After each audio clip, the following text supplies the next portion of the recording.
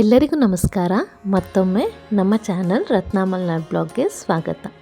ಇವತ್ತು ನಾನು ಗೌರಿ ಗಣೇಶ ಹಬ್ಬದ ವಿಶೇಷ ಗಣಪತಿಯ ಪ್ರಿಯ ಮೋದಕವನ್ನು ಮಾಡ್ತಾಯಿದ್ದೀನಿ. ಹಾಗಾದರೆ ಬನ್ನಿ ಹೇಗೆ ಮಾಡೋದು. ನಾನಿಲ್ಲಿ 1 ಕಪ್ಪಷ್ಟು ತುರಿದ ಹಸಿ ಕಾಯಿನ ತಗೊಂಡಿದ್ದೀನಿ. ಹಾಗೆ ಒಂದು ಅರ್ಧ ಕಪ್ಪಷ್ಟು ಡ್ರೈ ಫ್ರೂಟ್ಸ್ನ ತಗೊಂಡಿದ್ದೀನಿ. ಅರ್ಧ ಕಪ್ಪಷ್ಟು ತುಪ್ಪ, 1 ರಿಂದ 1.5 ಕಪ್ಪಷ್ಟು ಅಕ್ಕಿ ಹಿಟ್ಟು, ಹಾಗೆ 1 ಕಪ್ಪಷ್ಟು ಬೆಲ್ಲ, 4 ರಿಂದ 5 ಏಲಕ್ಕಿ, ಹಾಗೆ 2 ಸ್ಪೂನ್ ಗಸಗಸೆ. ಮೊದಲಿಗೆ ಒಂದು ಪಾತ್ರೆಗೆ 1-1.5 ಕಪ್ಪಷ್ಟು ನೀರನ್ನು ಹಾಕ್ಕೊಳ್ತಾ ಇದ್ದೀನಿ.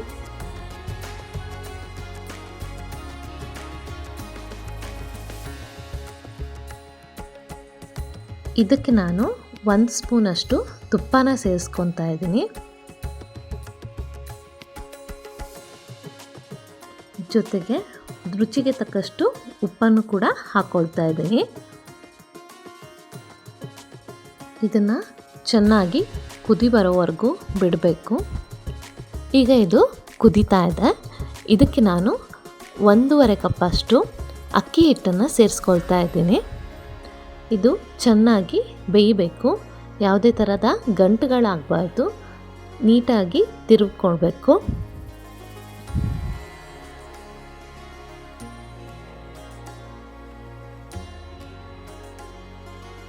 ಈಗ ಇದು ಬೆಂದಾಗಿದೆ.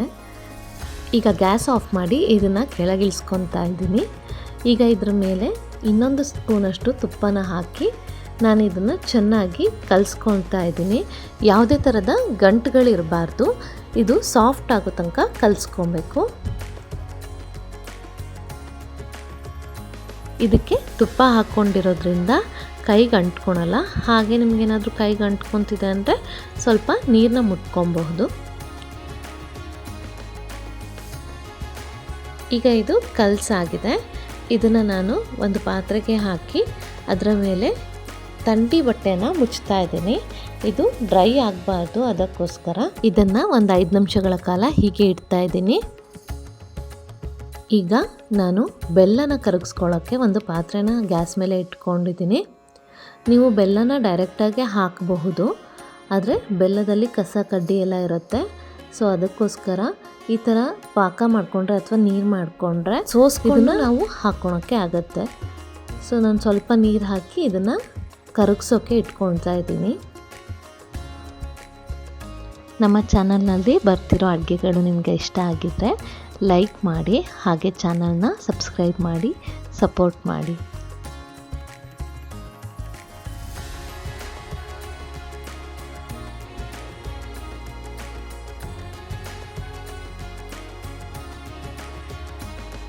ನೋಡಿ, ಈಗ ಇದು ಕುದಿ ಬರ್ತಾ ಇದೆ. ಬೆಲ್ಲ ಎಲ್ಲ ಕರಗ್ತಾ ಇದೆ. ಇದೇ ಥರ ನೀಟಾಗಿ ಬೆಲ್ಲ ಫುಲ್ಲು ಕರಗೋ ತನಕ ಬಿಡಬೇಕು. ಇದೀಗ ಕುದೀತಾ ಇದೆ. ಇದು ತುಂಬ ಪಾಕ ಬರೋ ತನಕ ಕುದಿಬೇಕು ಅಂತ ಏನಿಲ್ಲ, ಬೆಲ್ಲ ಕರಗಿದ್ರೆ ಸಾಕು.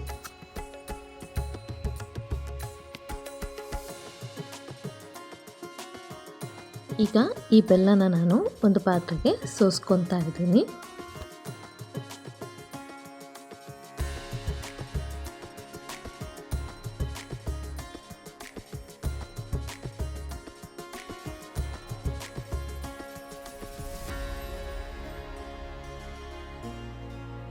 ನೋಡಿ, ಈ ಬೆಲ್ಲದಲ್ಲಿ ಈಗ ಎಷ್ಟೊಂದು ಕಸ ಇದೆ ಅಲ್ವಾ. ಸೊ ಅದಕ್ಕೆ ಇದನ್ನು ನಾನು ಸೋಸ್ಕೊಂಡಿದ್ದೀನಿ. ಈಗ ನಾವು ಮೋದಕದ ಒಳಗೆ ಫಿಲ್ಲಿಂಗ್ ಮಾಡ್ಕೊಳಕ್ಕೆ ಹೂರಣನ ಮಾಡ್ಕೊಳ್ಳೋಣ. ಈಗ ಒಂದು ಪಾತ್ರೆಗೆ ನಾನು 1.5 ಸ್ಪೂನಷ್ಟು ತುಪ್ಪನ ಹಾಕ್ಕೊಳ್ತಾ ಇದ್ದೀನಿ.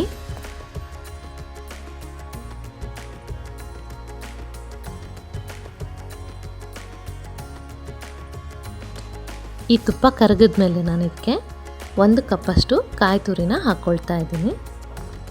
ಈ ಕಾಯಿ ತುರಿನ ಚೆನ್ನಾಗಿ ಫ್ರೈ ಮಾಡ್ಕೊಬೇಕು. ಅದರ ಹಸಿ ವಾಸನೆ ಎಲ್ಲ ಹೋಗಿ ಸ್ವಲ್ಪ ಆಯಿಲ್ ಬಿಟ್ಕೊಬೇಕು. ಅಲ್ಲಿವರೆಗೂ ಫ್ರೈ ಮಾಡಬೇಕು.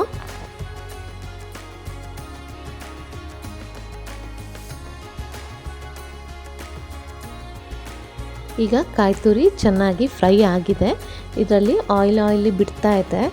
ಸೊ ಈಗ ನಾವು ಇದಕ್ಕೆ ಬೆಲ್ಲನ ಸೇರಿಸ್ಕೊಳ್ಬೇಕು. ನಾನಿಲ್ಲಿ 1 ಕಪ್ಪಷ್ಟು ಬೆಲ್ಲನ ತಗೊಂಡಿದ್ದೆ. ಅದು ನೀರಾದಮೇಲೆ ಅರ್ಧ ಕಪ್ಪಷ್ಟು ಆಗಿದೆ.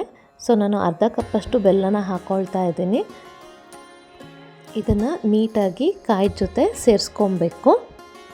ನೋಡಿ ಈ ರೀತಿಯಾಗಿ ಇದನ್ನು ಅಲ್ಲಾಡ್ತಾನೆ ಇರಬೇಕು, ಬಿಟ್ಟರೆ ತಳ ಹಿಡಿಯುತ್ತೆ.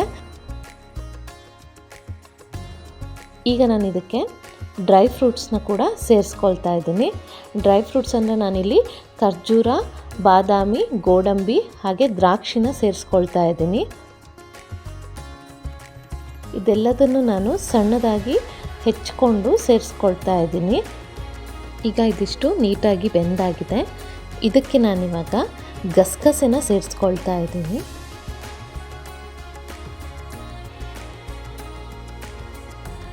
ಈಗ ಇದನ್ನು ಚೆನ್ನಾಗಿ ಮಿಕ್ಸ್ ಮಾಡ್ಕೊಳ್ಳೋಣ.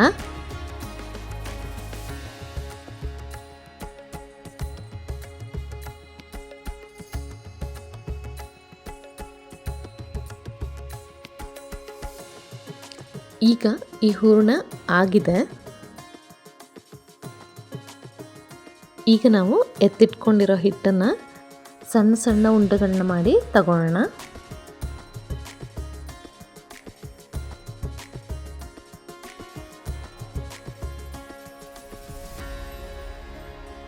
ನಾನಿಲ್ಲಿ ಮೋದಕನ ಬೇಯಿಸ್ಕೊಳ್ಳೋಕ್ಕೆ ಒಂದು ಪ್ಲೇಟಿಗೆ ಎಣ್ಣೆನ ಹಚ್ಚಿ ಇಟ್ಕೊಳ್ತಾ ಇದ್ದೀನಿ.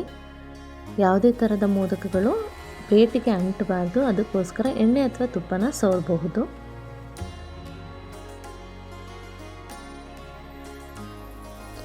ಈಗ ನಾನು ಇಲ್ಲಿ ಮೋದಕದ ಅಚ್ಚನ್ನು ತಗೊಂಡಿದ್ದೀನಿ.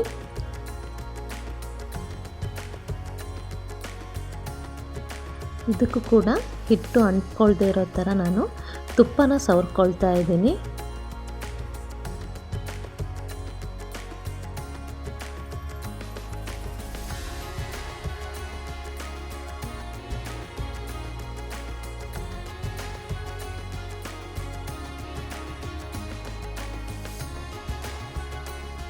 ಈಗ ಇದಕ್ಕೆ ಉಂಡೆ ಮಾಡ್ಕೊಂಡಿರೋ ಹಿಟ್ಟನ್ನು ಇದ್ರೊಳಗೆ ಸೇರಿಸಿ ನೀಟಾಗಿ ಸೈಡಿಗೆಲ್ಲ ಒತ್ಕೊಳ್ತಾ ಬರಬೇಕು. ನೋಡಿ ನಾನು ತೋರಿಸ್ತಿದ್ದೀನಲ್ಲ, ಈ ರೀತಿಯಾಗಿ ಮಾಡ್ಕೊಳ್ತಾ ಬರಬೇಕು.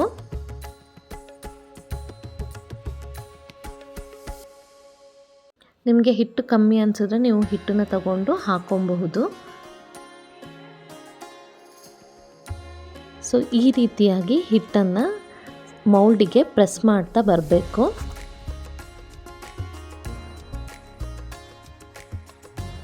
ಈಗ ನಾನು ಹೂರಣನ ತಗೊಂಡು ಅದಕ್ಕೆ ಮಧ್ಯದಲ್ಲಿ ಹಾಕ್ತಾ ಇದ್ದೀನಿ. ಈ ರೀತಿಯಾಗಿ ಹೂರಣನ ಫಿಲ್ಲಿಂಗ್ ಮಾಡಿದ್ಮೇಲೆ ಮತ್ತೆ ಅಕ್ಕಿ ಹಿಟ್ಟನ್ನು ತಗೊಂಡು ಅದನ್ನು ಬೇಸನ್ನು ಫಿಲ್ ಮಾಡಬೇಕು. ಬೇಸು ಫ್ಲ್ಯಾಟ್ ಬರೋ ಥರ ಅಕ್ಕಿ ಹಿಟ್ಟನ್ನು ಫಿಲ್ ಮಾಡಿ ಪ್ರೆಸ್ ಮಾಡಿ. ಈ ರೀತಿ ಎಕ್ಸ್ಟ್ರಾ ಹಿಟ್ಟನ್ನು ತೆಗೆದು ಬೇಸು ಫ್ಲ್ಯಾಟ್ ಮಾಡ್ಕೊಬೇಕು. ಈಗ ಈ ಮೋದಕ ಆಗಿದೆ. ಈಗ ಮೌಲ್ಡ್ನ ಓಪನ್ ಮಾಡೋಣ. ನೋಡಿ ಎಷ್ಟು ಚೆನ್ನಾಗಿ ಬಂದಿದೆ ಅಲ್ಲ ಮೋದಕ.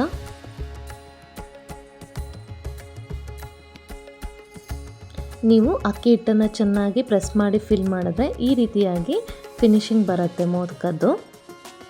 ಸೊ ಇದನ್ನು ನಾನೀಗ ತಟ್ಟೆ ಮೇಲೆ ಇಟ್ಕೊಳ್ತಾ ಇದ್ದೀನಿ. ಇದೇ ರೀತಿ ಎಲ್ಲ ಮೋದಕಗಳನ್ನು ಮಾಡಿಕೊಂಡು ತಟ್ಟೆ ಮೇಲೆ ಇಟ್ಕೊಳ್ತೀನಿ.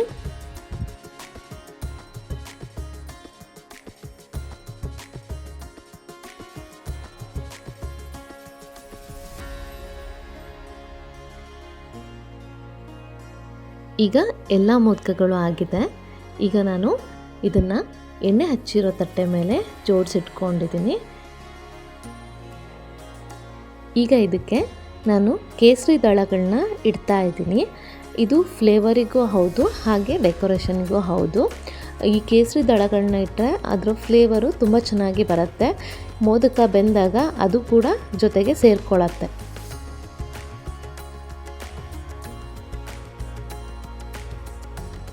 ಈಗ ನಾನು ಇದನ್ನು ಸ್ಟೀಮ್ ಮಾಡೋಕ್ಕೆ ಇಡ್ಲಿ ಕುಕ್ಕರ್ ಒಳಗೆ ಇಟ್ಕೊಳ್ತಾ ಇದ್ದೀನಿ. ಇದನ್ನು ಒಂದು 10 ರಿಂದ 15 ನಿಮಿಷಗಳ ಕಾಲ ಬೇಯಿಸಿದ್ರೆ ಸಾಕು. ಈಗ ಇದು ಬೆಂದಾಗಿದೆ. ನೋಡಿ ಎಷ್ಟು ಚೆನ್ನಾಗಿ ಬೆಂದಿದೆ ಅಲ್ವಾ. ಸೊ ನೋಡಿದ್ರಲ್ಲ ಫ್ರೆಂಡ್ಸ್, ಎಷ್ಟು ಈಸಿಯಾಗಿ ಎಷ್ಟು ಚಂದವಾಗಿ ಈ ಮೋದಕನ ಮಾಡ್ಕೊಂಡ್ವಿ ಅಂತ. ನೀವು ಕೂಡ ಈ ಸರಿಯ ಗೌರಿ ಗಣೇಶ ಹಬ್ಬಕ್ಕೆ ಮರೀದೆ ಈ ಮೋದಕನ ಟ್ರೈ ಮಾಡಿ ದೇವರಿಗೆ ಅರ್ಪಿಸಿ ದೇವರ ಕೃಪೆಗೆ ಪಾತ್ರರಾಗಿ. ಗಣೇಶ ನಿಮ್ಮೆಲ್ಲರಿಗೂ ಒಳ್ಳೆಯದನ್ನು ಮಾಡಲಿ. ನಾನು ಇವತ್ತಿನ ವಿಡಿಯೋನ ಇಲ್ಲಿಗೆ ಮುಗಿಸ್ತಾ ಇದ್ದೀನಿ. ನಮ್ಮ ಚಾನಲ್ನ ಸಬ್ಸ್ಕ್ರೈಬ್ ಮಾಡಿ, ವಿಡಿಯೋಗಳನ್ನ ಲೈಕ್ ಮಾಡಿ, ಹಾಗೆ ನಿಮ್ಮ ಕಮೆಂಟು ನಮಗೆ ತುಂಬಾ ಮುಖ್ಯ. ನಿಮ್ಮ ಅನಿಸಿಕೆನ ಕಮೆಂಟ್ ಮೂಲಕ ತಿಳಿಸಿ. ಧನ್ಯವಾದಗಳು.